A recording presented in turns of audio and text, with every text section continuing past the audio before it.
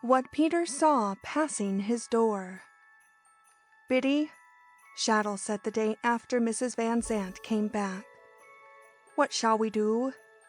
Miss Supple shook her head. "We must let the master know, Biddy, mustn't we?"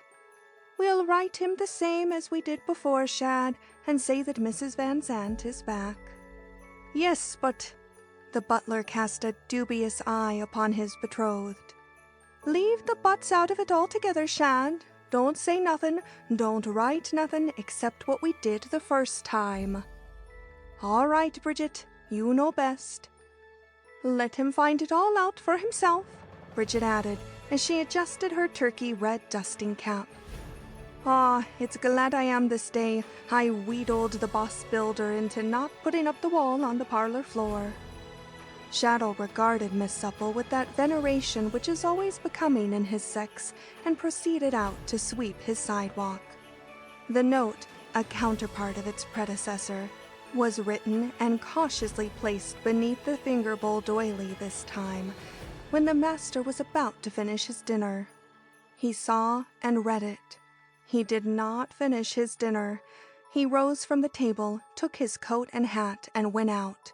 Around the corner, on the opposite side of the street, from there he could see the lights in her windows, even see her shadow as she crossed.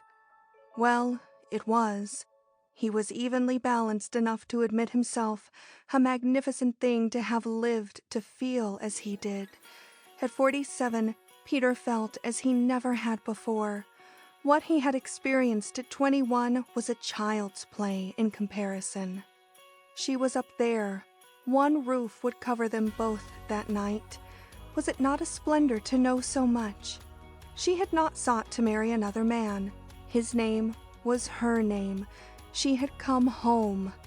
The knowledge thrilled to his soul, and the rapture of it raised him to those seventh heavens, which are erroneously supposed to be reserved for the young in years. Which is quite an untruth, for they are untraveled roads to the young in years, and only he who has lived a while on has ever become at all intimate with the gardens of the gods through which these paths pass.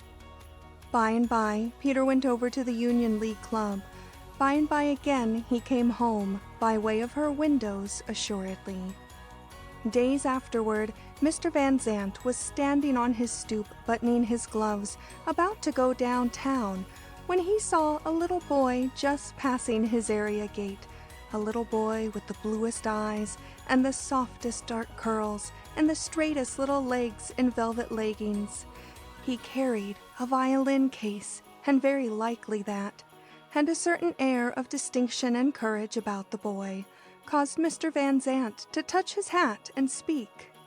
"Good morning, little man." "Good morning, monsieur." The velvet cap was entirely off the curly head with a bow of mingled courtesy and aloofness, the salute of one gentle person to another when both are strangers. "On the way to school, I suppose?" Mr. Van Zandt was by this, down the stoop and on the sidewalk. "No, monsieur, on the way to take my violin lesson." "Aha, I see. You don't go to school?" They were already taking steps together toward the parade ground. "No, monsieur. Grandmamma says I shall not go to school until another year." "You are a French boy, sir?" "Yes, monsieur," looking up with wide, inquisitive eyes. "But I am to be an American man." "Indeed? How is that?" "I will learn to be one here. Grandmamma says so." "I hope you may. Now, do you turn here?" "Yes, monsieur. I cross the park and go on to the cottage place number 12. Signor Prati lives there. He is the teacher of my violin." Peter lingered. Why, he did not know. The boy loitered. The reason for it he, of course, did not seek. Then Peter said, "Do you pass this way every day, sir?" "No, monsieur. All the every other day." "And you love the violin, of course?" The child's small shoulders raised themselves quite expressively. "It was with me, monsieur, the piano, but grandmamma," again the little shoulders went up, "would not have it so. It must for her be the violin, always the violin, so I study it carefully, but I do not like the noise sometimes. But to please your grandmama, eh? Mr. Van Zandt was frankly interested now in this child. Children had not appealed to him. In fact, they had hardly been observed factors in the life he had so far led, and the fresh, naive expression of this one charmed and amused him, at any rate for the moment. "Ah, monsieur, yes, to please grandmama, I would do whatever it was." He raised his cap and, glancing at the clock, hurried away. Peter had an image of the boy and of the boy's grandmother in his mind, some stately, white-haired old lady in a stiff sage-green brocade with a cape and fringes, a snowy lace kerchief crossed on her breast, a cap with lilac ribbons, and a reticule full of smelling salts and spectacles. Quite a grande dame, and from France, of course. This was Peter's mental portrait of this little boy's grandmother. Then Peter got into an omnibus and rode down to Nassau Street, for he had lately resumed his law practice. The following morning, by an instinct or impulse which he did not recognize with sufficient definiteness to analyze, Mr. Van Zandt found himself, as he left for his office, glancing up and down the street for a glimpse of that little boy. He did not see him. The little boy did not go for violin lessons every day, to be sure not. When Mr. Van Zandt came home about 5 o'clock, he also looked for that little boy, but did not see him. He had a mind to go around the corner and get just a glimpse of Mrs. Van Zandt's windows, of Mrs. Van Zandt's shadow, but no, he went into his house with something rather like a sigh. Peter lived in the front of his house. He had never in all these years gone to the rear, where he might have looked out upon the garden. The garden, he argued, was Betty's, and not even his eyes should pry upon the paths, the shade, the flowers, or the vines in summer, on the broad, unflecked reaches of the snow, the frozen pool of the fountain in winter. He would deny himself even one glance over the high wall which he had built, giving to her the most part of the ground. He was thinking along these lines when the vision of that little boy with the violin entered in and took quiet possession of his mind. That little boy seemed to him, in his fantasy, to be standing near Betty. Ah, to be sure, that was because the little French lad's eyes were blue, and his curls dark, his cheeks bursting in bloom of rose, his lips coral, and of course, what odd fancies a man can have. But again, the next day, and the next, Peter Van Zandt searched the street for the little boy. At last he espied him, running as fast as his small legs could tear, but coming to a sudden halt, cap off, as he beheld Peter Van Zandt.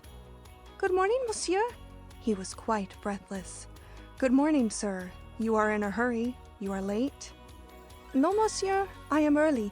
I am running away so that Stradivarius can't follow me." "Indeed. Stradivarius is a playmate of yours, I take it? Another little boy?" "No, monsieur. I find no boys yet here to play with. Grandmama says by and by it will be different. But now my playmate is Grandmama, and also the pussycats." "Is Stradivarius a pussycat?" Peter inquired, wishing ardently to know, to commune with this child, and feeling awkward and ill at ease with the perfect novelty of his situation. "Yes, monsieur. There is also Old Bull and Paganini." "Very nice, I am sure. May I walk along with you, sir, to Signor Prati's?" "Yes, monsieur, if you will. They have these names because Grandmama says their singing at night, you know, in the garden, is much like the way my violin cries when I punish it with my bad playing." "I see." Mr. Van Zandt found the little French boy adorable and entertaining both. "And your grandmama is your playmate? For an old lady, that is remarkable, sir." "Oh, monsieur!" The lad's round eyes opened to their widest. "Grandmama is not old, not at all." He laughed a little. "Oh, but no, you should see her play with Paganini. Figure to yourself, monsieur, she runs for him with a ball and string quite like I do." Is it possible? Mr. Van Zant's imagination took shape with the old lady in the brocade and kerchief tripping somewhat stiffly for the edification of the pussycat and the boy. "And what is your name, sir, may I ask?" The child looked at the man askance, with the unconscious appraisal of childhood. And then he answered frankly, "Pierre de la Cureau, monsieur." "Pierre," repeated Mr. Van Zant with a smile. "Yes, monsieur. For the English, it is Peter.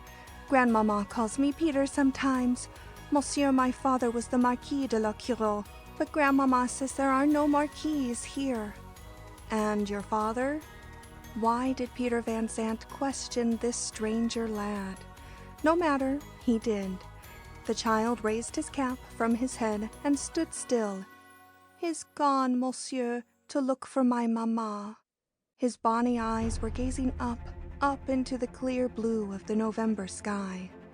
Mr. Van Zant took off his own hat, and for a moment the two stood bareheaded, silent, in the leaf-strewn walk of the old parade ground.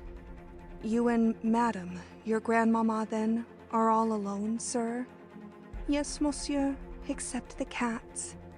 "Except the cats. Would you like me to call you by your title? For the title is yours, sir, in this country as well as in France." "No, monsieur." He shook his head vehemently, and Mr. Van Zant's face expressed the query which his lips did not frame. The lad felt this. He was, to be sure, but a young lad, only 7 or so, but perhaps precocious from always having lived with grown-up people. "It is like this, monsieur. There is grandpapa." He spoke softly, tenderly. "Ah, you also have your grandpapa. That is good." The little boy shook his head as vigorously as before. "But no, monsieur, we have him not. He was an American gentleman. Both of him. One of him is also gone away." Again the child looked up. Again both man and boy bared their heads for a moment of silence. "The other one I have not seen. He was an American also. Grandmamma has his picture, I think." He spoke with a doubtful emphasis. "In a gold frame round her neck. I don't know, but I am to be as they were, monsieur, an American." He took a long breath, resting after the many words his unaccustomed lips had spoken. Childhood is staccato, and he was tired with the continuity. "I see, sir. This is Cottage Place. Do we turn in here?" "Yes, monsieur. Signor Prati will be in the little balcony waiting. Hark! You can hear him playing his violin. So, that is very beautiful when one is the master of it. But the violin is the master of me." "It is a difficult instrument." Mr. Van Zant was almost accompanying the child to the gate of number 12. "Monsieur, if you do not make it your slave, it shrieks and howls and makes crazy everybody near it." Peter regarded the boy. He was a strange boy, he thought, but perhaps all children were odd. Peter did not know. "Will monsieur then enter and see Signor Prati?" His small hand was on the latch. "No, sir, no, I thank you. I must be getting down to my office." The same thought was in the mind of each. Why did not monsieur tell his name to the child? Van Zant felt keenly his own breach of etiquette, but not as keenly as the boy felt it.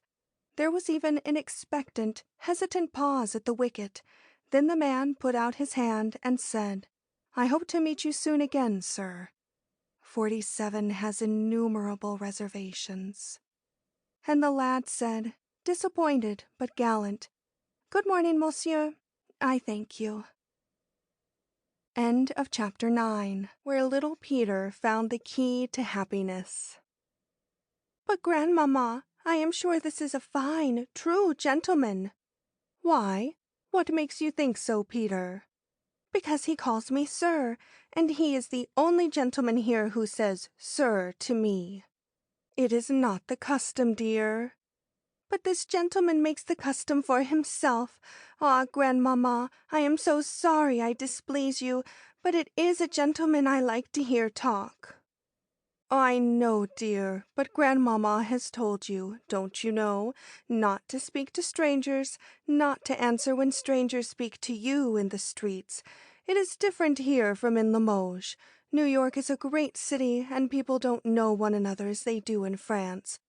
Won't you try and remember next time any stranger speaks to you, or I shall have Shadow go with you to Signor Prati's. Mrs. Van Zandt, as she spoke, laid her hand on little Peter's head. No, Grandma, I am to be an American. I can obey. I wish not for Shadow. I know the way to Cottage Place entirely. I would be ashamed now to have Shadow. I will go around by the next street. No, dear, don't do that. My boy must learn to behave with grace and dignity. You must go the same way you have been going, but show by your manner when you meet this gentleman that you can't stop to talk with him. That, said the little boy, will be as hard as making my violin speak pleasantly. Is he an old gentleman, Pierre? Betty asked. The child regarded her thoughtfully. I don't know, Grandmamma. Is his hair white, dear? Peter nodded. Yes, his hair is white, but the mustache, that is black. Where does he live, did he say? Around the corner only. Mrs. Van Zandt shook her head. I don't know any of my neighbors, dear, not even their names. Grandmamma would rather you did not talk with any stranger. There was a long silence between them, while Stradivarius, Old Bull, and Paganini purred on the hearth. Finally the child asked, in a curious, defiant way, Grandmamma, why? Betty was startled. She had wandered far away from her surroundings and was for the moment puzzled for an adequate reply. Therefore she said, Dear, Grandmamma cannot always explain to her little boy. There was another pause.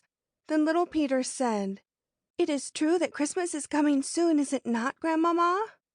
Yes, indeed, Betty sighed. I remember last Christmas, the boy exclaimed. Yes, of course you do. In the large storm, and the beggar man at the window of the salon, his feet in the snow without even sabots. Yes, dear. Mrs. Van Zandt was well pleased at the child remembering. We took him in by the stove, and Marie and Ursule brought soup and bread and socks and a coat, and I gave all my 2 francs and 20 centimes, and you too. To be sure we did, gladly, dear. The lad fixed his eyes upon Betty's face as he whispered gently, He was a stranger. She turned her head away. She rose and went to the window. Peter Van Zandt saw her shadow as he passed, saw her hand go up to her eyes. You said I must always entertain the strangers. They were sometimes angels, and even if they were not, still I must entertain them, little Peter went on. Betty came back to her grandson, knelt down on the rug near him and the cats. Yes, dear, I know. Grandmamma, I could make you cry with much pleasure if you say to me one thing last Christmas, another thing this Christmas time, about the strangers. I could. His dark eyes flashed just as Betty had seen Peter Van Zandt's eyes flash long ago, and his lad's voice was tense, fierce. She took his little rebellious hands in hers. Dear, by and by you will comprehend. There are wicked men who do harm to little children. They are strangers sometimes. One has to be on their guard. He who calls me monsieur is not wicked, Grandmamma, I am sure. Ah! His little arms went around her neck, caressingly, his face hot against her. Please, Grandmamma, do not forbid that I speak with this stranger this year, please. He is noble like you. Very well, then, you may. But promise me, dear, on the word of a gentleman, you will not go anywhere with him, eh? The boy raised his right hand. Foi de la Curo, Grandmamma, never. Betty kissed him and drew him closer. Presently he asked, Shall we have a Christmas tree, Grandmamma? Do they have one here? Betty sighed. Yes, Pierre, they have Christmas trees here, of course, but we will not have one this year. We are not happy enough yet. Will we be happy? Maybe. Is Christmas a sad time here, Grandmama? Sometimes, dear, but we, you and I and the pussycats, we will make it glad. We'll try to. Stradivarius and Old Bull and Paganini shall have new collars and saucers of cream and fish. Whereupon the child began to gambol with his pets, and presently they, and he after them, had galloped up the steep stairs to the garret, while Betty sat by the fire and struggled with herself. Had she not fallen upon her knees? Had she not humbled her soul? Was she not living in Peter's house? Did not the little boy bear Peter's unliked name? Had she not nailed her antipathies to the cross of remorse? Were not her nerves racked each day by the tortures of the violin she had elected that Peter's namesake should learn to play upon? Had she not named the very cats in remembrance of the fiddle masters of the world? Then Betty, laughing Betty, smiled as she heard the child's feet and the pussycat's feet scampering in their play over her head. She was the same Betty that she had been years and years ago, full of little whimsical conceits, child and woman both in one. By and by, the pattering footsteps died away, and the log burned down on her hearth, and the snow blew and flew and beat at her panes, and the early twilight crept on, and Betty, alone there, heard nothing but the ticking of the tall clock on the landing. Would Peter ever knock at the door of her side of the old house? As she knelt, that was the cry of her bitterness. She felt the Christmastide coming. People were counting up the days to it already. The little lad was wishful over it. Ah, would the blessed day of all birthdays fetch to her the gift she craved? While Betty knelt alone there, above, little Peter was having a very fine time indeed, inducing the cats to the most lively game of hide-and-seek over and under and in and out of all the old dark corners a garret alone can afford. Old Bull had separated himself from his friends. He had discovered a bit of string hanging from some keys on a wooden peg, just enough in reach of his claws to set the keys jingling and the string flying, whetting his joy more and more. Little Peter, attracted, of course, came over to look at the keys. He had looked at so many things already, and he had put on a pair of Hessian boots with spurs, in which his small legs were swimming, and a soldier cap of Peter Van Zant's, which covered his ears like a basket. And he was brandishing a rusty gun over Paganini and Stradivarius, when Supple, it being Thursday and her day for what she called readying up the garret, beheld him as she mounted the steep stairs, her head popping through the well-hole just as the little boy was carefully attempting to fit one of the keys to the door of the pantry under the eaves. Miss Bridget Supple's eyes danced. She paused, leaning on her broom handle, and actually seemed to feast upon the grotesque little figure in the army boots and cap, its busy fingers at the key and lock. "That don't fit in there, Master Peter," said the serving-woman. "No? But where then, Bridget, eh?" "Nobody knows but me, sir." "But you will tell, yes?" "Maybe so." Miss Supple sat upon the top step while the three pussycats collected around her, purring and arching their backs. They knew who fed them very well indeed. "Will you promise not to tell any living soul, sir, if I tell you?" "Grandmamma?" little Peter said tentatively and in mild reproof. Supple shook her head, which was crowned by a most remarkable turkey-red sweeping cap, decked with a bow of great size that nodded with her every movement. "Not Madame, my grandmamma?" Supple still shook her head. "Not yet, Master Peter. By and by." "Oh, very well.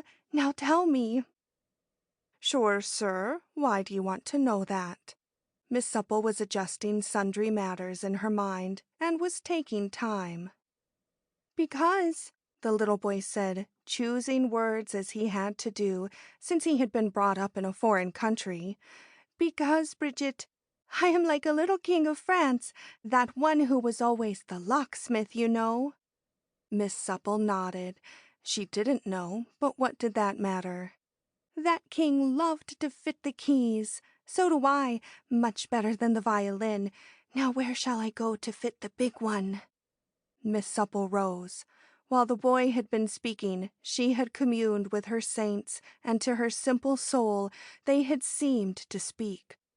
Bridget said, "Come on, sir," and together the middle-aged woman in her turkey-red coronet, the little boy in his Hessian boots and army cap, followed by the 3 pussycats, descended the garret stairs, then the lower flight, cautiously, tiptoe, Supple with her finger on her lips as they passed the mistress's door, down to the wide hall and across to the big archway. Supple drew aside the heavy curtains and disclosed the large mahogany door. She pointed to the keyhole, and the bow on the turkey red wagged expressively. "It's there that one fits, Master Peter," Bridget whispered. "Shall I then fit it and turn it?" The boy whispered back, the army cap of Peter Van Zandt dropping into his eyes and over his round red cheeks. Paganini at this juncture mewed. Miss Supple exclaimed, still under her breath, "Wisht! No, sir, not now, not now." "But when?" The child looked earnestly at her, waiting, the big key in his hand, ready. But when? Yes, that was the question Supple could not answer, and the sparkling, expectant, excited childish eyes waited on her reply. "Well, Master Peter, it's your own Bridget has led you here to the sill of it, and it's your own self, sir, must say when you'll fit the key to that lock." The child, confronted with his first draught of real responsibility, drew back, then, in manly fashion, started forward to fit the key then and there. Bridget held his arm. "Not now, Master Peter, not now." Supple was terrified at her own audacity. Little Peter, thus withheld, said, "But, Bridget, what is on the other side of this door?" Bridget Supple, brought face to face with a concise problem, clapped a hand to the turkey red for assistance. To be sure, Supple had an excellent intelligence stowed away back of the turkey red somewhere. After a slight pause, "Sure, Master Peter, I don't exactly know, but I'm thinking it's happiness, sir, that's lying on the other side of that door." "Do you?" cried the child excitedly. "Happiness for Grandmama also?" "Sure I do." "Bridget," the little boy drew near to her, holding the key tight, "do you fancy I should unlock that door and find the happiness for Madam Grandmama before Christmas, eh?" "I do, sir, that same, before Christmas. Some evening, Master Peter, when Madam is reading or writing above, or when she's gone up to Bloomingdale to visit Mr. Paister." "Bridget, I will, you will see, I will, foi de la Curo, unlock and find the happiness for Grandmama." He put the key in his jacket pocket, and Bridget went into the pantry to confer a bit with Shaddle. End of Chapter 10. What Peter Van Zandt Saw in the Parade Ground. Not very many days after the little boy had found the key to happiness hanging on the wooden peg in the garret, he was playing snowballs in the park, while his grandmother sat on one of the benches and watched him. It was not too cold for this, one of the crisp, mellow days, with sunshine through a yellow veil of mist from the 2 rivers, and not a breeze to stir the leaves beneath one's tread. Betty was facing the north side. Looking up, she could see the house she was born in, with its brick and marble front and its small square panes, pink with the curious color touch of time. Little Peter was bounding up to her. "Grandmama, your letter! We have not posted it, and Ursule and Marie will be thinking you forgot them if it doesn't get to Limoges by Christmas. Shall I take it to the box, yes?" "To be sure, I did forget it. And Pierre, you had better take it over to the Broadway box, dear, you know, the one on the corner by Grace Church. It will go more quickly, perhaps, from there. I will. I will run all the way for Ursule and Marie to have their Christmas letter. No, don't run. I will wait. Or if I don't, I will go straight home. If you want to play here a little while longer, you may. Yes, yes. The child ran off and posted the letter. As he turned from the box, he paused a moment and stared at the church, took a few steps toward the iron railing and peered through. The path looked pleasant to Pierre de la Cureau. It was possibly because it was in a sense forbidden. His hand was on the gate latch, and he was bound in, when someone said, "Good morning, sir." The little boy turned to see his new friend waiting for the stage sleigh to come along and take him downtown. "Good morning, monsieur. I was just going into this church, but I will not." "Do you want to go in?" asked the man in some astonishment, for the desire was clearly in the child's renunciation. Little Peter inclined his head. "Why, may I ask?" "Because Grandmama will not. We go always to St. Clement's in Amity Street, you know. This is a large, splendid church. I wish to see it. It is like France." "Go in, by all means, then." Mr. Van Zandt opened the gate himself. "I am not sure." The little boy hesitated. "Grandmama says my grandpapa, one of them, goes there, and he would not wish to see us there." Van Zandt stood still a second. Then, for even this little child, there was already the strife, the unhappiness of some family discord. "But," he responded, "your grandpapa will not be here on a Wednesday." "No?" "Then go in and see it, and go home and tell your grandmother, eh? How will that do?" He smiled down into the troubled face. Pierre put out a small mittened hand to his friend and said, "With you I will go in." But Mr. Van Zandt, imperceptibly perhaps, started back. Then looking into the upturned face, so full of trust, he relaxed and answered, "You see, sir, I have not been inside of a church in over 26 years." The little boy stared and ejaculated, "But come, monsieur, yes?" The man was still reluctant, although they were all together going up the path. A moment more, and they were ascending the steps. Little Peter, tugging with all his might at the door, looked over his small shoulder and said, "Please help me, monsieur." And monsieur helped him. They went in, and hand in hand they walked up the aisle that Peter had walked down with his bride on his arm so long ago. "It should be to kneel down, monsieur, yes?" Peter Van Zandt knelt down beside the little boy. Presently they rose and came out together. "You see, your grandpapa was not there, eh, monsieur le marquis?" Van Zandt laughed. "No, monsieur. Look, look, already the Christmas trees are for sale." The child ran down and through the gate to the street. At the corner, a vendor was hawking a wagon full of evergreen and furs. Little Peter clapped his hands for joy. He had now forgotten his grandfather and the church, immersed in the first signs he had seen in this new country of the customs and mirth of the one where he was born. "You are to have a Christmas tree, I suppose?" "But no, monsieur, not this year. Grandmama thinks Christmas is very sad." He glanced up into the strong and tender face of the man beside him. "Do you think that way too, monsieur?" "Yes, sir, I'm afraid I do." His lips were set. Little Peter stared up wonderingly.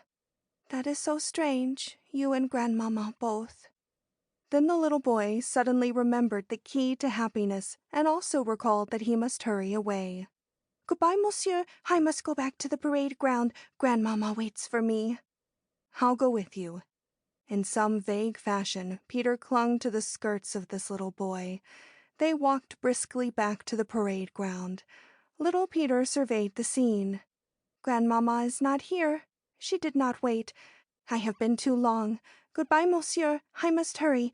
I ask your pardon. I promised." The child ran away, catching a slide as he went on a frozen pool, his curls flying, and to be sure, that key to happiness jingling in his pocket, with his top and knife and pennies. Peter Van Zandt watched him quite out of sight. Had he wished, indeed, to meet the grandmother of his new little friend? Had that been why he had come back with this boy? No, it was charming to encounter this charming and original child, but his grandmother, the old lady in the stiff brocade with the reticule full of spectacles and knitting needles and lozenges? No. Then, as he decided to cross the park quite to the west side and take a car down as far as Vesey Street, Peter Van Zandt, as he went, saw a figure in brown sitting on a bench near the wooden paling at the north end. A lady in a russet gown and boots, a large mink cape with cuffs and small muff to match. On her brown hair, a cap of the same fur. Brown gloves, too. She rose. He saw that her figure was slim and graceful. She turned her face his way, although she could not see him for the tree that had prevented little Peter from seeing her. It was his wife, Betty Van Zandt. Betty, as of old, resplendent in the rich bursting bloom of her cheeks and lips, the softness and dazzle of her blue eyes, the curve of her chin, the slope of her shoulders, the long supple line of her from throat to heel. Peter stood perfectly still for a second, then started toward her, then shrank away. Betty had left him. Could he intrude or force himself upon her? Take advantage of the open freedom of the streets to address or approach her? By no means. He stood afar, watching her as she apparently watched or waited for someone else. For whom? Suddenly, with startling accuracy, Peter Van Zandt remembered Ashley. Pshaw, Ashley was safely married. Someone else, then, for whom Betty watched. With whom was she going to walk and talk? The keen steel of jealousy struck to his heart. She was, though, after all of it, his wife, and his eyes flashed as the little boy's had flashed when his grandmother had cautioned him as to strangers. Betty was beautiful, more radiant, vibrant with life and vividness than ever. The lines, if there were any in her face, were the little ones of laughter, and her glorious eyes looked forth in the world with all the glad expectancy of youth. Could a man expect a woman like that not to be loved, not to love? Absurd! She was made for love. He turned on his heel and left the park. A hand organ was droning out, "When this cruel war is over," and all the ballads stuck between the palings fluttered in the breeze. He paused there and looked at them vacantly. Annie Laurie, Ben Bolt, and the rest. Then he glanced back to his own house. He saw smoke coming from the chimneys. He saw the pigeons wheeling above the stable in the rear of the garden. The stable? To be sure, the stalls were empty. Poppet and Peacock, the roans that had fetched Betty and him back from Grace Church to the St. Nicholas on their wedding day, had years since been sent to a farm on Long Island. Peter Van Zandt, keeping himself well in hand, keeping his face averted from her, made another turn, went back to Broadway, and walked all the way down to Tattersall's. A few days after that, the little boy came rushing, tumbling in from the garden up to Betty's room. "Grandmamma, Grandmamma, there are horses in the stable, 2 speckled, and a coachman, and they are in the stalls, and their names are Poppet and Peacock, just as the names of the old horses you have tell me about." Betty looked up from her crochet work. "Pierre!" she exclaimed. "You must be mistaken." "But no, Grandmamma, I am not, and they are your horses. The groom told me so. And it is the surprise you make for me, is it?" No, Betty cried out impetuously. "No, dear, it is only that the owner of the stable had probably rented it to someone to whom these new horses belong."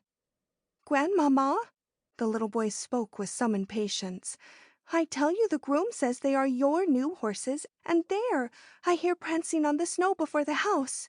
He darted to the window. "See!" rushing back to drag his grandmother with him. "Look, there they are! Look, look!" "I see." She saw the coupe put into through order, its white linings renewed, and a pair of strawberry roans chomping their bits and gaily dancing in the snow before her door. "Magnificent!" cried the child. "Yours, Grandmama. Perhaps Santa Claus sends them early because he will be so busy with so many chimneys." Betty shook her head and drew away. "Is it that we will go out in it now?" The child pressed her eagerly. "I am sure the coachman expects it, for he put the warm soapstones in for your feet, yes?" "No, dear, it is a mistake." She went back to her chair and her wool work. Yes, that it was a mistake. Did Peter Van Zandt think that she was craving his horses and his carriage? Did he think that she would accept gifts now? It was true that she had come back to his house. That was because of the little lad, of course, the little lad whom she could not find it in her soul as yet to reveal to him. Solely the little lad? Then Betty's crochet needle dropped, and something briny, bitter, fell upon the afghan she was making for little Peter's bed. If Peter Van Zandt could not, did not want to knock at the door of her half of the old house, she could not ride in Peter Van Zandt's coupe. "Then it is not for us to get in and promenade to Central Park or Fifth Avenue, eh, Grandmama?" The child spoke with resignation. "No, dear, no, no. It is a mistake. Grandmama knows. You will enjoy riding on your hobby horse up in the garret, I am sure, just as much as in the coupe." Little Peter shook his head. "But you, Grandmama, you have no hobby horse. What will you do?" "Just as before." "When you go way up to Bloomingdale to Miss Annie's." He sighed over the lost joys of real horses as to be preferred to wooden ones. Betty laughed. "I will ride in the horse car to 32nd Street, and there the stage waits to take me to Bloomingdale. You remember?" Peter the Little nodded. "Yes, Madam Grandmama, a very pale, miserable stage, with the horses thin and smoking in the sunshine without blankets. I remember." Pierre de la Cureau had gone back to the window by this time, and his brilliant little face was pressed against the pane. "Grandmama, what is a mistake?" he at last cried out petulantly, even angrily, his small fist clenched, ready to fight mistakes, whatever they might be. Something wrong that someone has done, that is always a mistake. "Who then did something wrong?" he asked, interestedly, coming to her side. "I did." "You, Madame Grandmère?" His large, incredulous eyes were fixed upon Betty's face. Then he saw the shine of tears, and his little arms went about her in coaxing fondness. He forgot the strawberry roans and the coupe. Presently, too, he felt the key of happiness jingling in his pocket, and he said, "Never mind, Grandmama, I know something," with importance, "something excellent and very extensive." She smiled. "And what is that, dear?" "By and by you shall know. Not yet. It will come, I know." "I will wait." "It is not comfortable to wait," remarked the little boy, balancing it in his mind whether to tell his grandmother or not about the key to happiness. Then he recollected that his promise had been given to Miss Supple not to tell, and he moved uneasily on his ottoman until Betty answered. "After one has waited 26 years, it is not so hard, dear." "Oh!" Little Peter rolled this over and over in his thoughts, until finally he concluded that he would not wait any longer to fit the key. Christmas must be nearby. It was to be before Christmas that he was to fit the key. When was Christmas? "Grandmama, when will be the Christmas?" "In 3 days, dear." And he had agreed with Supple that it was to be fitted when Madame Grandmamma should be very busy with her books and pens, or else when she had gone up to Bloomingdale. "Grandmamma, when will you go up to Bloomingdale?" I'm going up there on Christmas Eve, dear, just for a little while to have dinner with Miss Annie and Mr. Davies, and afterwards to St. Michael's Church." The little boy's face fell. Betty saw it and misdivined the cause.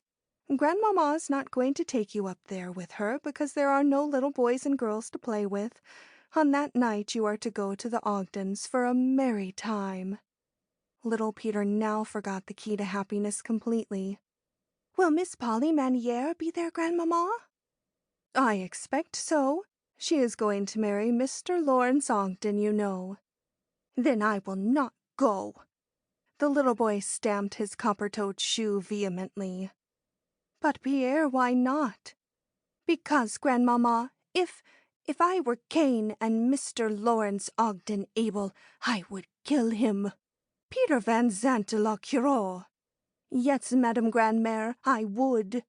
"You must not say this or think such things. Why do you?" "Because," the child almost suffocated with his emotions, "Miss Polly is which I love and have promised to marry me, and it is wicked for Mr. Lawrence to steal her from me." As usual, when deeply moved, the child's use of his second language was perturbed. "But, Pierre, dear child, Miss Polly was only in fun. Don't you know you are a little boy and not to marry anyone for years and years?" "In fun?" the child repeated wonderingly, and the woman inclined her head. "How many years?" he asked solemnly. 25 or 30. "So many?" "Yes, boys do not get to be whole men until that long." "Oh." He thrust his now relaxed fist deep in his pocket. To be sure, the key of happiness was lying there, warm and safe. "But, Grandmamma, all the same, I will not go to the Ogdens. I will stop here with the Pussycats and Bridget and the butler." "Very well, dear." Betty was wise with him and always let him guide himself when she could. "I am going to the Ogdens for dinner this evening. Will you mind? It is the first time Grandmamma has dined out since we came to America." Little Peter said no placidly. Then, with an accession of joy, he began to hop about the room, to clap his hands, to pull the ears of Paganini, and to sing with delight. He remembered that he could fit the key while his grandmother was away, and that when she got home he would have happiness ready to bestow upon her. End of chapter 11. When the little master unlocked the door between. The little boy was watchful all the rest of the day. He skipped about while Betty was making her toilette, asking questions, finally quite exhausting both himself and his grandmother, who had never seen the child so uneasy and anxious before. "Grandmamma, is it this muff you will carry?" "Yes, Pierre, but I am not ready for the muff yet. I haven't on my cape or cuffs." "What time is the dinner, Grandmamma?" 6 o'clock, dear." "How long does it take for you to reach Bloomingdale?" "About 2 hours." "Oh, Grandmamma, the clock says now 3:30. You should hurry, yes?" "Pierre, are you in a hurry for me to leave you?" Again she laughed. The little boy hung his head, presently lifted it, and nodded slowly. "Why?" Betty had not before seen this phase of her grandson. "Grandmamma," the child cuddled close to her, "it is something between Bridget and me. I can't tell you now, but when you come home tonight, yes." "Tomorrow morning, Pierre. You will be asleep when I come home tonight." "Yes, tomorrow morning. But please, Grandmamma, do go. I am sure it will take the 2.5 hours to get out in the country so far." Again Betty laughed, kissed the earnest, flushed face, and presently did set off. Pierre accompanied her to the corner of 6th Avenue and saw her in the car, waving his mittens joyously until the tinkling bells on the horses were no longer heard. He was a very young cavalier, but he had grown up his 7 years amid the quaint, courtly surroundings and customs of provincial France. As the car bumped quite out of sight and sound, he ran back to the house, was soon inside and up in the garret, followed by the 3 pussy-cats, of course. Bridget Supple had let her little master in, and she watched him fly up the stairs. She said not a word. Shaddle had just told her that the master was home sitting in his library, but Miss Supple, having prevented the building of the wall, shown the little boy where the key fitted and told him what lay on the other side, dared no more. In fact, as she wondered if the little boy even recollected about the key at all, wondered if today he would strive to emulate that king of whom he had spoken. She trembled in her felt slippers and was more than usually morose with her butler. Shaddle, for his part, sat in the pantry, cleaning the silver which served for both sides of the house. Bridget was helping him. Neither one spoke, polishing away at trays, spoons, ladles, knives, teapots, cream jugs, and the like. But before long, both heard footsteps coming down the stairs, heard the soft patter of the cat's tread on the marble hall, heard the little boy's admonition. "Now, Monsieurs Boule, Paganini, Stradivarius, it is for you to be quiet. No playing with the strings of my boots. It is that we go to unlock happiness and let him out. Hush, hush, hush." The little boy crossed the wide hall. Bridget put the pantry door ajar just wide enough to let one of her eyes peer out. She beheld him push aside the heavy curtain, holding it with his feet, beheld him put the key in the keyhole and try to turn it. The key was rusty, the lock was rigid with age and disuse. The little boy tugged and wrenched and pulled to no purpose. He had on the army boots, and the army cap was falling about his ears. Finally, he took the key out and turned away with it to the dining room. He poured some oil from the curate to a saucer and dipped his key in it. And then, the cats following his every motion, as cats will, for they are an animal possessed of intense curiosity, Pierre de la Cureau returned to the mahogany door, and the curtain slipped back into its place behind him. Bridget Supple could no longer see him, but she heard the lock give, the key grind in the hole, the mahogany door creak, as the little boy doubtless pushed it open with all his strength. Stradivarius, old Boule, and Paganini purring and sidling about him as he achieved at last the unlocking of the door to happiness. "The Lord love us, Shad!" exclaimed Miss Supple as she fell away from her coign of vantage. "But the little master has unlocked the door between." He had. His lore as to that King of France who loved to fit keys had stood him in good stead. Pierre had recollected that His Majesty had dealt with just such a refractory key at Amiens, with salad oil from his royal breakfast table. The mahogany door opened towards the little boy's side of the house. Once opened, there confronted him a shower of dust, an impenetrable darkness, and the heavy curtains, of course, on Van Zant's side. He extended his hands. There was no discouragement or fear in his mind. He had yet to learn that anyone deceived or told lies. It was but to go on and discover what he was looking for. Little Peter, then, with the direct, unflinching hand of childhood, pushed against this barrier and found that it yielded. It was also a curtain of cloth. He beat it back, his energies concentrated on the moment, which he believed had arrived, when he would find happiness. End of Chapter 12. Little Peter's Mistake. Mr. Van Zant had come uptown early that afternoon. Just before Christmas, there was not much law business to be attended to. He had gone, as usual, into the library to read his evening post. He sat beside the fireplace where the Liverpool coal burned cheerily, opposite to him the pier mirror, some of its silvery linings worn away, behind him the curtained arch. There were leather chairs and the leather lounge, bookcases on all 4 sides. The large table in the middle of the room had on it the violin case, the Godey's Lady's Book, Betty's last note to him, and the carte de visite he had taken from under her pillow, now in a crimson velvet passe-partout. By and by he laid down his paper, lighted a cigar, and drew nearer to the fender. There was not a sound in the house, nor yet without, for the snowfall had been heavy, and it had begun again to come down. Not a sound save the cricket that chirped on his hearth. He heard it and smiled as he called it a lonely man's comrade. There had always been a cricket singing on that hearth in winter time, as long as he could remember. Presently sleigh bells jingled in the street. The hearty laughter of youth reached his ears. A voice called out to the horses, "Whoa there, steady!" and then silence once more. His eyes traveled to the table, to the carte de visite in the velvet frame. Betty would not use the new strawberry roans. Each morning the coachman waited for orders.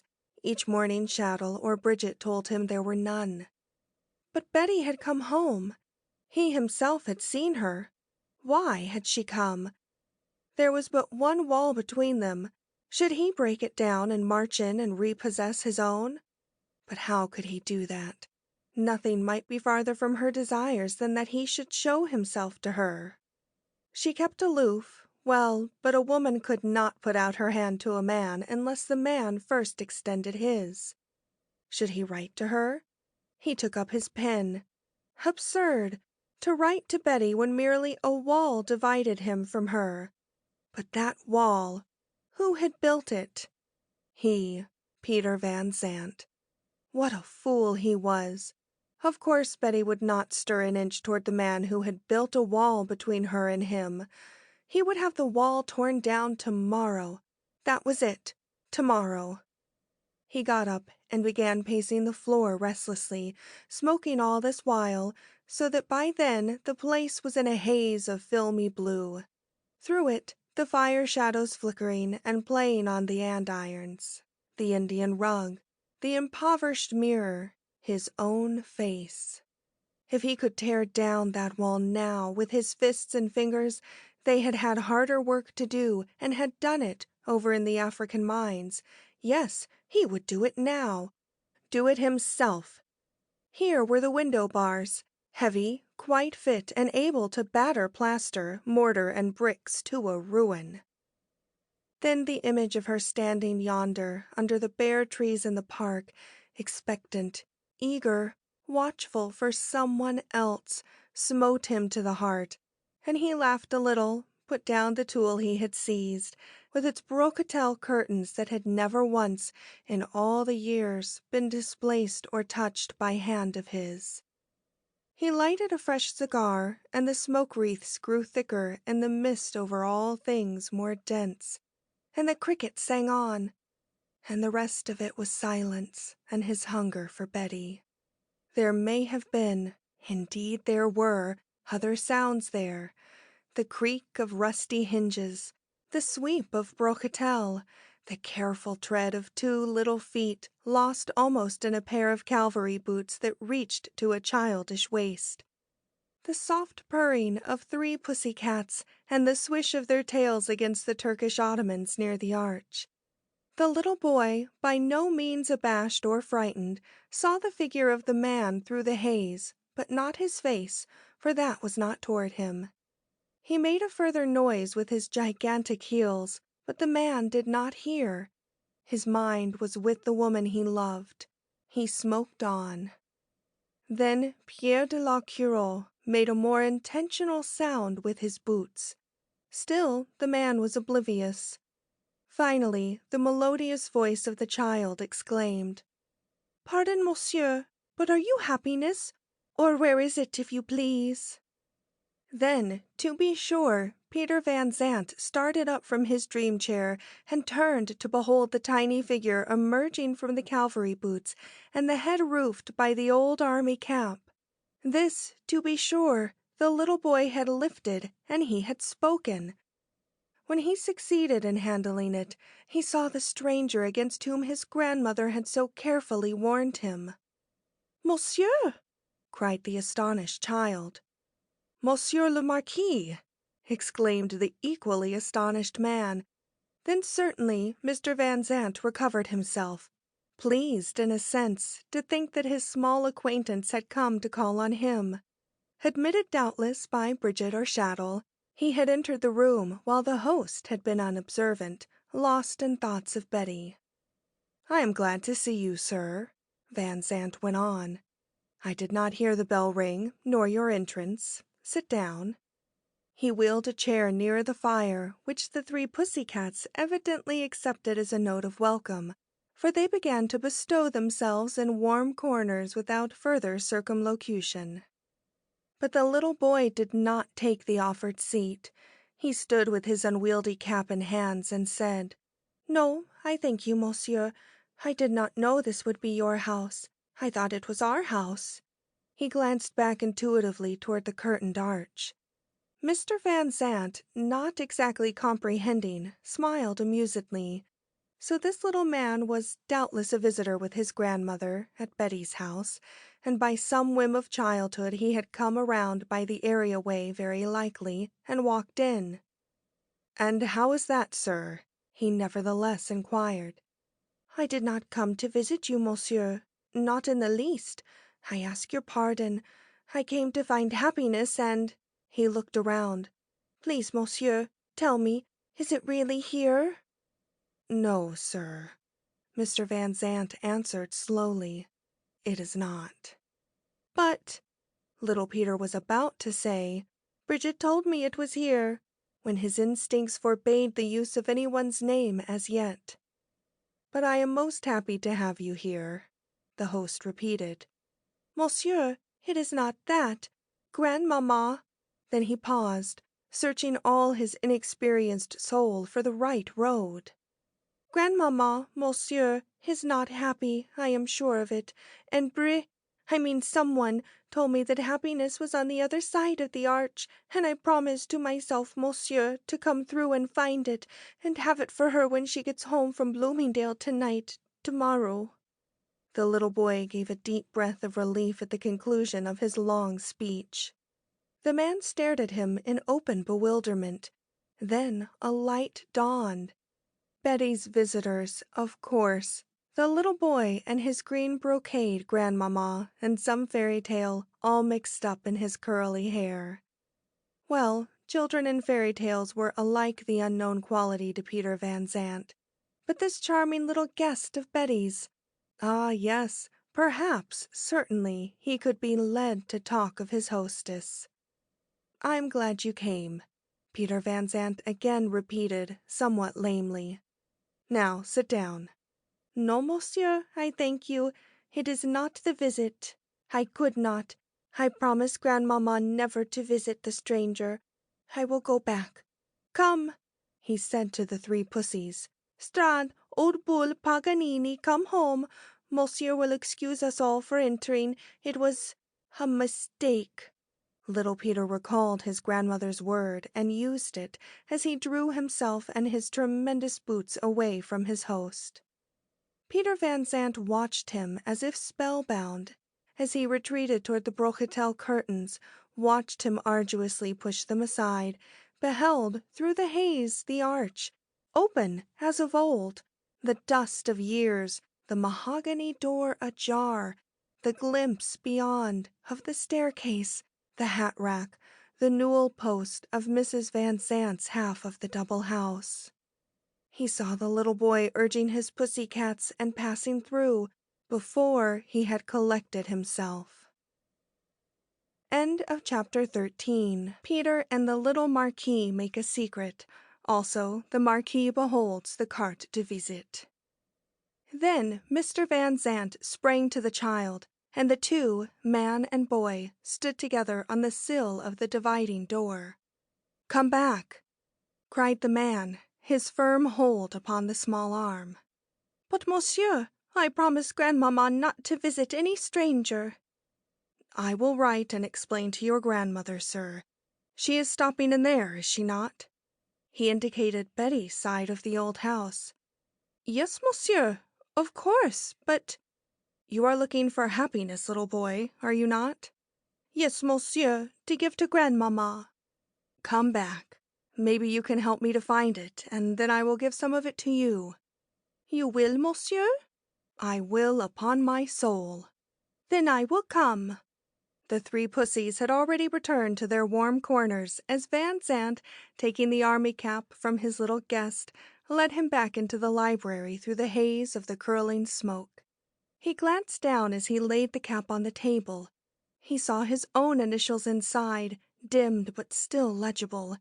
He looked at the Goliath boots and recognized these, too, as his own.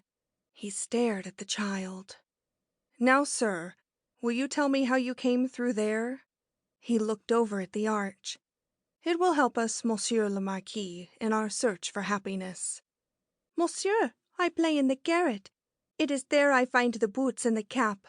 I find the keys on a peg as old Bull plays with the string." "Yes?" Van Zandt assented eagerly. He remembered hanging them there very distinctly. "Brigitte, monsieur. It was Brigitte who is very excellent and true. Tell to me that this large key was the one for this door, you see. She showed to me the door behind the portieres, and we make a plan to unlock the door. I to do it, because Brigitte, when I demand what is on the other side, she say she think happiness is. So I unlock. I come in. I find monsieur." Van Zandt was in the midst of a riddle. The walnut built, and Brigitte? Who was she? To be sure, Bridget, of course. But why should, or how could Bridget Supple presume to— Pshaw!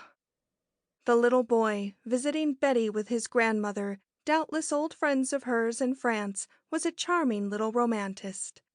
He had heard, he believed somewhere, of just such fanciful children. But the open arch? The little boy, meantime, had been looking around, speculating according to his years as to whence happiness might come, or in which article of furniture it might now be hidden. Then presently he caught sight of the carte de visite in the crimson velvet passepartout, and he cried out softly, "Oh, monsieur, monsieur, where then did you get this?" The little boy fetched a big sigh and knelt down by the table, his two arms trying to fold themselves on top of the frame, his large eyes fixed on the tiny picture. "Well, sir," Van Zandt replied, "I'm afraid I stole it." He was unadept at dealing with a child, and mostly intent upon arranging mentally how to fetch his guest to speaking of Betty. "Monsieur!" The little boy felt this to be untrue, but before he could add anything to his exclamation of reproach, the man went on with, "Why?" "Because, monsieur, this," he put a reverent little forefinger on the picture, "is Madame my grandmamma." "Are you not mistaken, sir?" The child shook his head. "I have the same on my candle stand, monsieur, by my bed." "But, sir, the name of this lady is not the same as yours. See, it is written on the card." He took the picture from its frame and held it up. "Monsieur, I cannot read the writing." "It says Betty Van Zandt," the man read. "Yes, monsieur." Little Peter nodded slowly. "Exactly. My mamma was so, and my papa was de la Quiro. Also my mamma, too," he explained to the best of his limited ability. Peter Van Zandt stared on. There were tense thoughts racking his brain. Betty married to another? How? Impossible. Presently his breath came hard as he spoke. "Your grandmamma, sir. Would you tell me her name?" "Yes, monsieur. Grandmamma's name is Betty Van Zandt." Then the man's whole body shook, and his hands trembled, and his lips and his arms ached, and his soul was scathed, and he lifted the little boy up and stood him on the table, not letting him outside his hold, and he asked, "What is the name, do you know, of that grandfather of yours who would not like to have you and your grandmamma go to Grace Church?" "His name, monsieur, I know well, is like mine. Peter, we say Pierre Van Zandt. I have the middle name." And the arms of the man enfolded the little boy very tenderly, very carefully, very wholly. and he pressed his cheek to the little boy's cheek as he said, "We will. We must find happiness for your grandmamma, sir, but I will tell you where it is." "Where, monsieur? Where?" Peter pointed to the other side of the curtains. "It is over yonder, sir, in your grandmamma's part of the house." "But no, monsieur, no. I am sure, because if it were, grandmamma would not sit always. I have seen it, with her looks this way." Then, for Peter Van Zandt, the roof was lifted, and he felt upon his head zephyrs from heaven. Then he laughed and lifted the little boy from the table and said, "Pierre." "Yes, monsieur." "You know Christmas is coming, only 3 days off now." "Yes, monsieur, that is so." He was stroking Paganini's ears. Paganini sat, by his own selection, on top of the old violin case.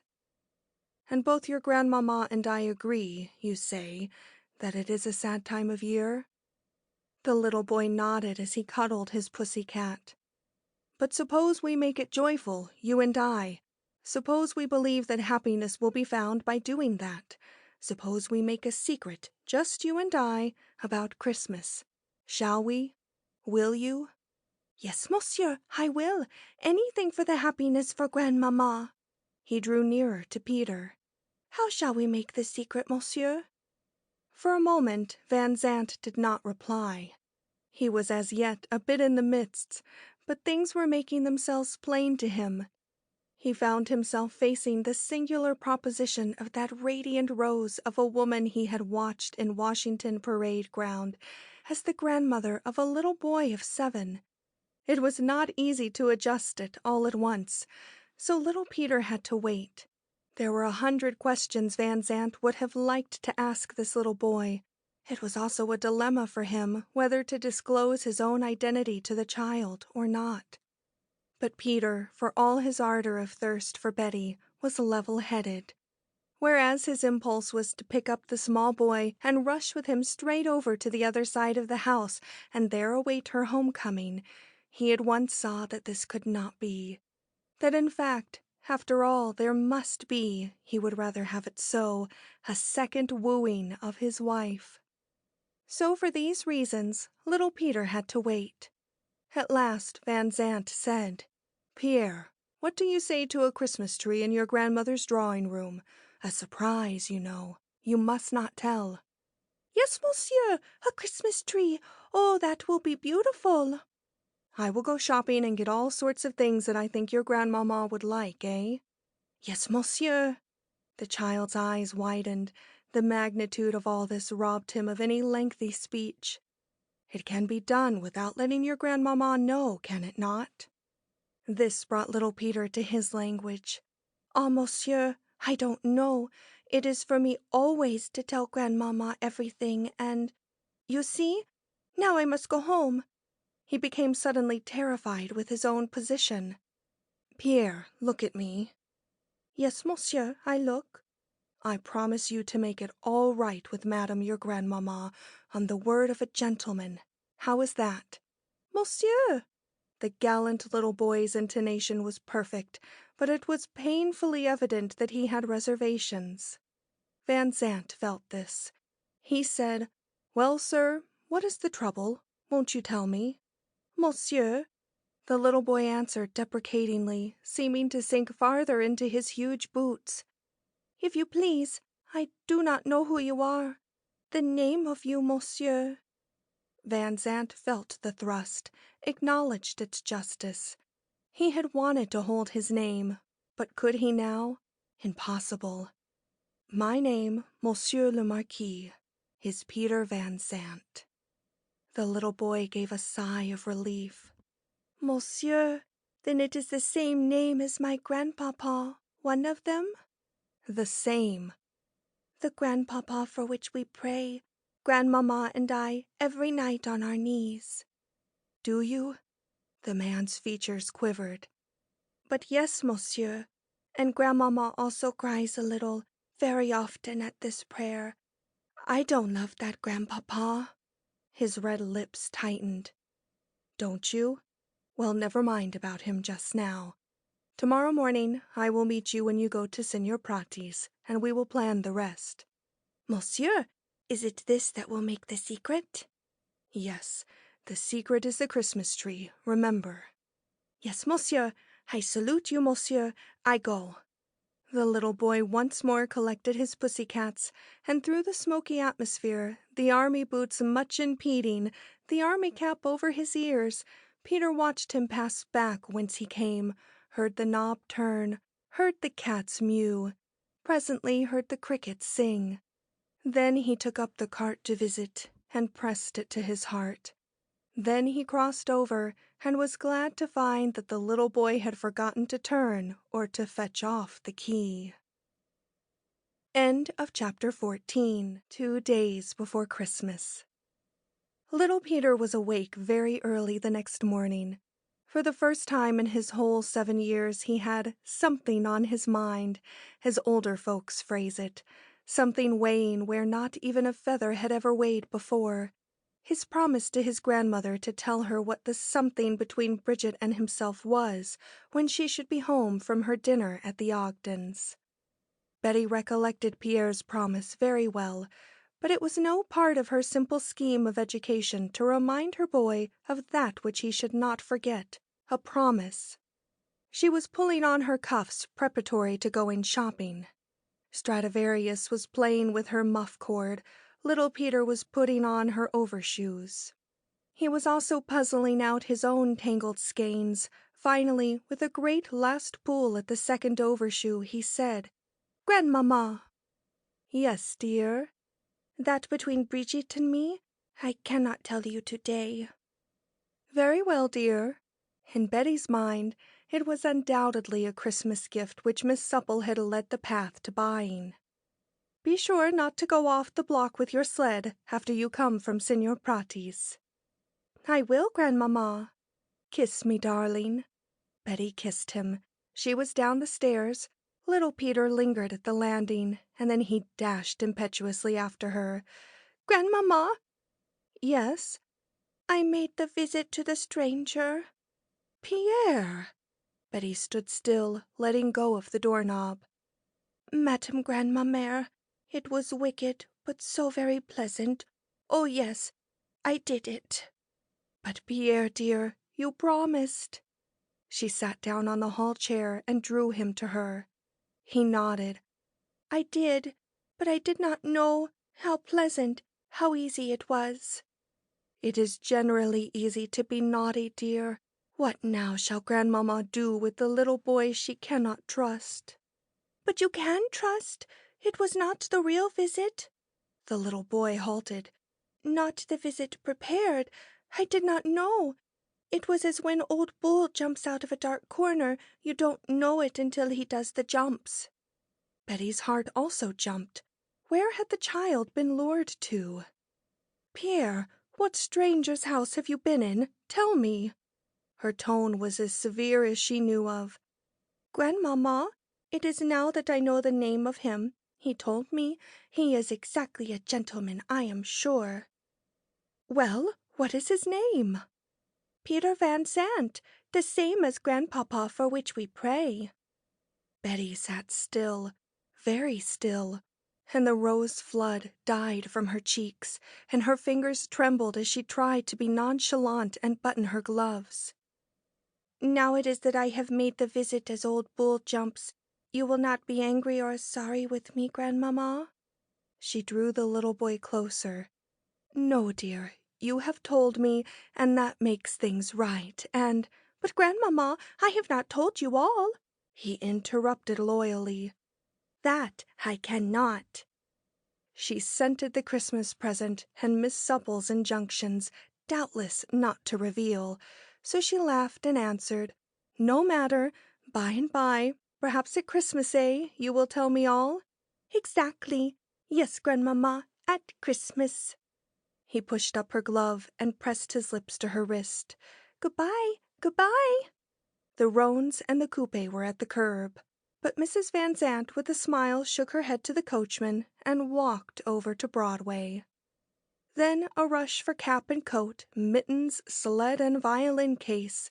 Bridget and Shadow both helping him, and off around the corner to see the stranger and to go to his lesson. The butler and Miss Supple saw them meet from the window on the area. "Maybe come Christmas, Shad, the master and mistress, you know." The faithful woman jerked her hand toward Mr. Van Zandt and the little boy. "Maybe come Christmas," remarked Mr. Shaddle in a wise but restrained tone. "Other things'll come round too, Biddy." When Van Zandt and the little boy met that morning, they plotted their secret without difficulty. Van Zandt had seen Ned Davies. He already knew that Annie de Peyster had at last given in, and that after nearly 30 years of serving, the tireless Ned was to be rewarded, that on Christmas Eve, at 8 o'clock in the rectory of St. Michael's, Bloomingdale, Ned and Annie were to be married. Ned had confided to him in a curious, matter-of-fact, curt fashion that no one was to be present except Annie's lifelong best friend, Betty, and Annie's brother, Nicholas. So Peter knew that Betty would be away from the double house on Christmas Eve, up to a reasonably late hour at least. He did not, of course, know what the little boy had to tell him further, and this was that he was to go, after all, to the Ogdens' party, having overcome his scruples as to Mr. Lawrence, and that Shadow was to fetch him home at 9:30. All this suited Mr. Van Zandt perfectly. He said so to the little boy. "Yes, monsieur." The child leaned thoughtfully against the railing. "Monsieur Van Zandt." With sudden determination, conscience and duty worked strangely in this little lad's composition. "Yes, sir." "It is that I told Grandmamma a little." "You did, sir. What did you tell her?" "Oh, monsieur, not the secret we make, no, but the name of you, that was all." "I see. And Madame your Grandmamma said—" "What did she say, Monsieur le Marquis?" "I don't recollect, monsieur. I forget, but she did not complain." "Nor forbid you to talk to me any more?" "No, monsieur." "That is good. Now you get on the sled, and I will pull you as far as Signor Prati's." "Oh, monsieur, would you?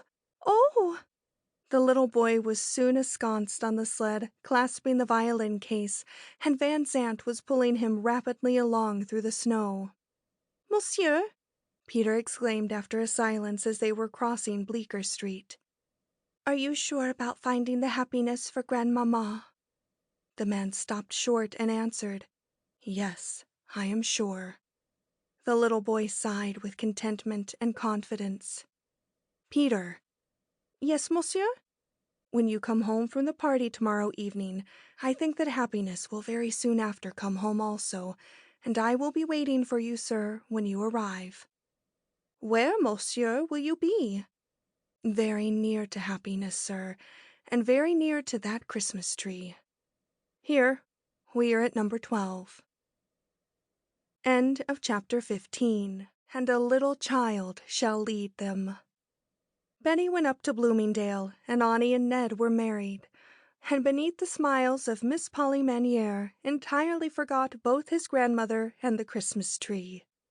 Pillows and keys, oats, peas, beans and barley grows, little Sally Waters, a Santa Claus with a bag full of toys and comfits, all served to distract the little boy's thoughts. But when word came in at 9:30 that the butler had called for Master de la Creole, the whole of the secret rushed back into the little boy's brain, and all the way down the omnibus from 52nd Street, his energies were taken up with wondering as to what and how it would all be when he reached home. That is, almost all the way, for by the time the stage was jolting over Fifth Avenue, in and out of the ruts and gullies of the big snowfall, little Peter had fallen fast asleep in Shaddle's arms. Nor did he waken when they got out, nor while Shaddle carried him up the 2 blocks and up the stoop and into the house, and laid him on the leather lounge in the dining room. "The Lord love him, let him sleep," Bridget adjured as she slipped off his coat and cap and pulled his velvet suit straight and smoothed his curls, covering him with an afghan.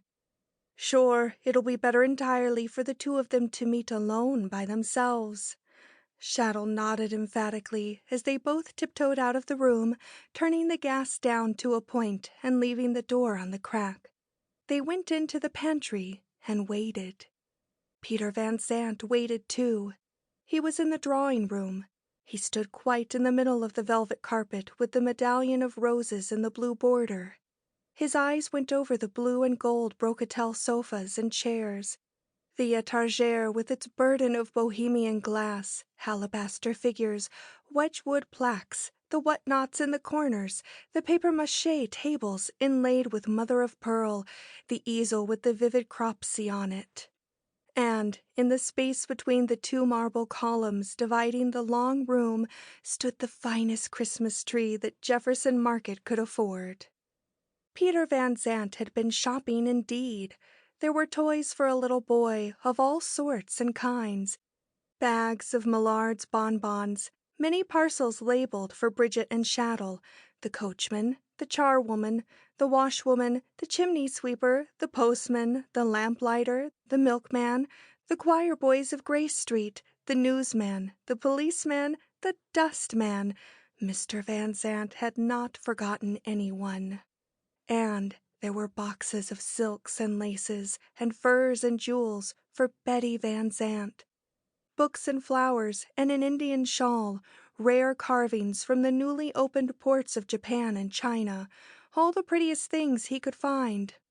The whole tree decked out, too, with yards of tinsel fringes and balls, sparkling in the gleam of dozens of tiny candles in their metal sconces.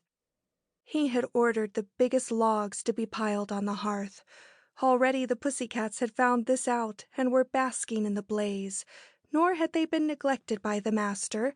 3 splendid collars with huge bows of red ribbon hung on a branch marked for Stradivarius, Old Bull, and Paganini. 3 fine-painted saucers, too, for their milk.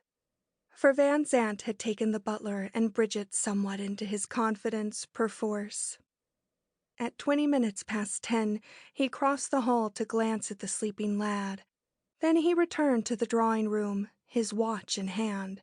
She must be coming soon. Far-off sleigh bells, nearer, nearer still, a full stop before the door. He recognized DePaster's voice speaking, although he had not heard it in years. Shaddle had heard the cutter stop, too, and yet neither he nor Bridget moved in their pantry. Peter Van Zandt himself stepped out and opened the front door, then retreated, unseen, to the drawing-room, closing that after him. Betty must not be forced into a meeting.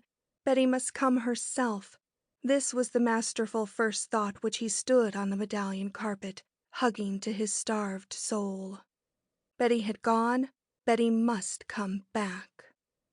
Betty entered the hall. She had shaken hands with Nick and exchanged all sorts of merry wishes with him in the vestibule, for his horse was restive and he dared not leave it out of sight.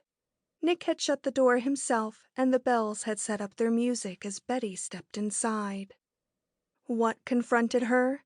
The open arch, the curtains gone, the wall she had believed built up there vanished, the vista clear of the library on the other side. Her heart beating to burst, she went over to the sill. She saw the mahogany door wide swung, a rusty key in its lock. She paused to look about her. No one was to be seen, nothing heard save the cricket on Peter's hearth. She went into the room, yes, she did. On the table lay the violin case, the Godey's Lady's Book, her own little last note to Peter, and an empty velvet passepartout. Betty stood still and stared around at it all. The room was forlorn, handsomely furnished, of course, but the forlorn, disappointed place of the lonely man. Where was Peter? Where was the wall? How desolate it was! Just the cricket singing to himself on Christmas Eve. Where was the little boy? Where were Shaddle and Bridget? Who had opened the front door for her? Why was everything so still?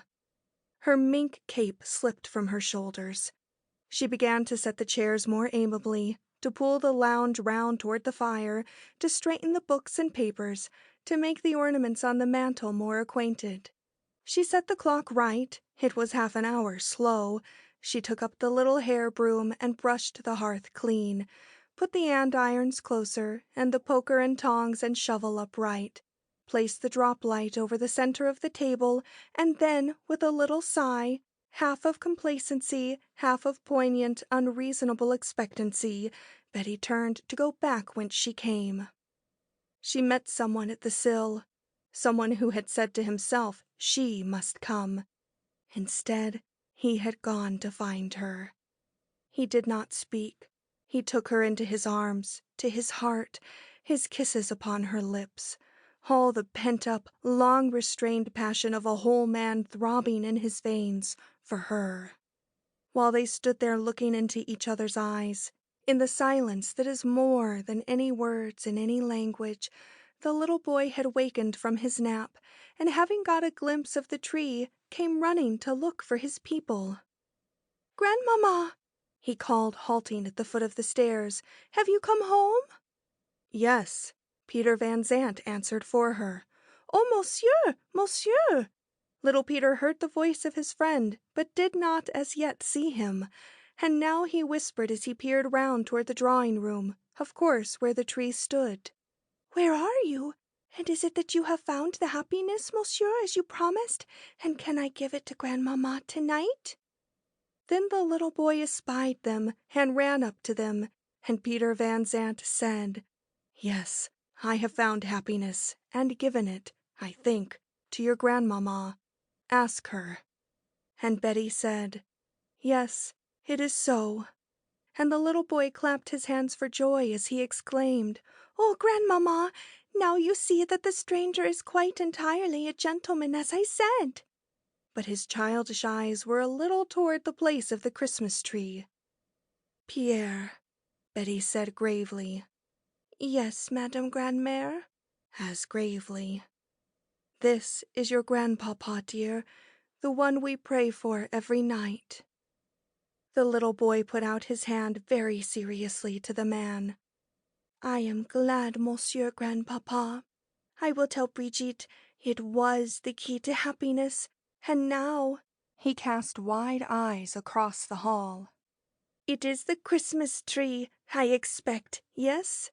His other hand went to Betty's, and he led them over to the drawing-room, one on either side, and they all beheld the glory of the tree and the glory of the joy of a little child, for remembrance of the God-child who once came down to earth. Presently Peter Van Zandt asked, "Pierre, can you fetch me my violin from that other room?" "I can, Monsieur Grandpapa." The little boy ran and brought it over. "The fire is low," Peter Van Zandt said as he took the violin from its case. Then he laid it on the logs, and it crackled and burned into a fierce blaze, and the strings moaned, perhaps with sorrow, up into the chimney, and the rosin on the bows spurted blue, and the sparks flew upon the pussycat's fur and made them mew in a melancholy, resentful fashion, as if for one of their own kin. Peter said to his wife, "It has never been out of its case since the day you went away." As her hand crept into his, as the little boy went to fetch Chattel and Bridget, the voices made for the holy eve, the holiest eve the world has ever seen, the voices of children, boy-children from the choir of the church they had been married in, began to sing outside in the garden, the wonderful anthem of the blessed child. "Behold, I bring to you good tidings of great joy, for which shall be to all people. For unto you is born this day in the city of David a Saviour, which is Christ the Lord." And little Peter said softly, "Is it not that we shall kneel down, Monsieur Grandpierre?" And they all knelt down together until the anthem was finished.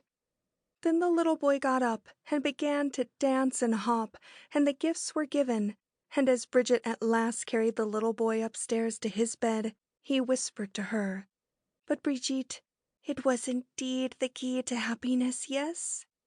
When he was safely in bed, covered up with his down quilt, Miss Supple went down the back stairs to her kitchen, finding Shaddle there waiting for her.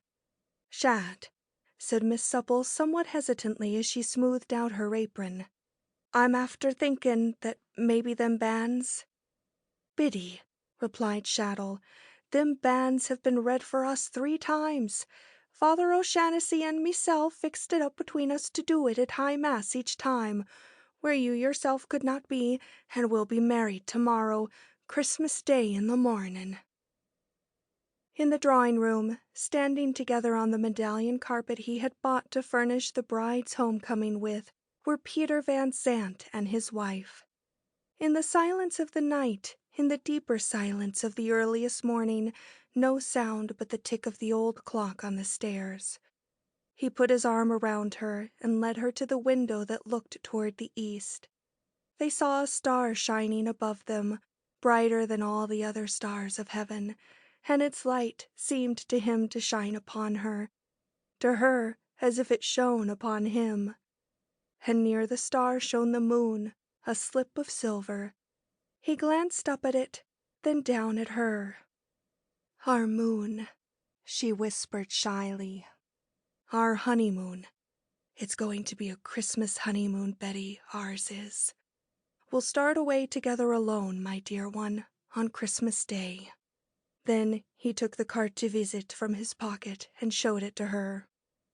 "Your child, our child.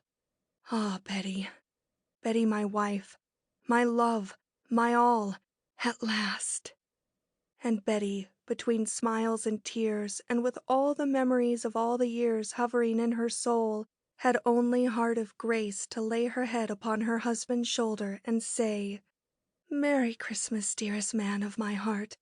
I'll go on the Christmas honeymoon whenever you say." End of chapter 16. End of A Christmas Honeymoon by Frances Aymar Mathews. Recording by Jen Broda.